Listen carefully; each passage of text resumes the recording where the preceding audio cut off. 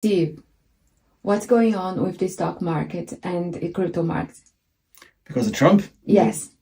Well, he announced 100% tariffs on China because China are saying that they're not going to allow the world access some of their rare minerals, which we need for stuff like batteries that go into Tesla cars. And so Trump's not having that.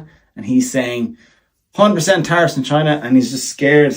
He's scared the stock market and they're crashing. But another thing that's really important is that the actual technicals on the chart have been telling us that we're due a pullback now for weeks on the weekly time frame, which is like the higher time frame, because the market moves like this. It moves up and down. And there's certain levels and indicators we can look at that show us when we should be selling something, when we're in a sell zone. And we've been in a sell zone since June, really, here. So this has been coming for a long time. So it's not just Trump and his tweets.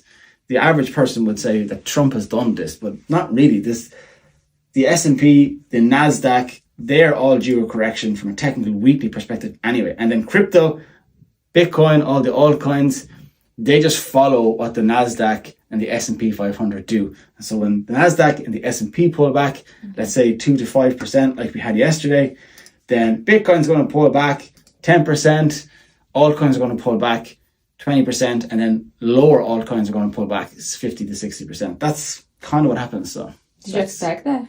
Yeah, I was expecting it for a while. I called it on my Instagram. I called it in my private community.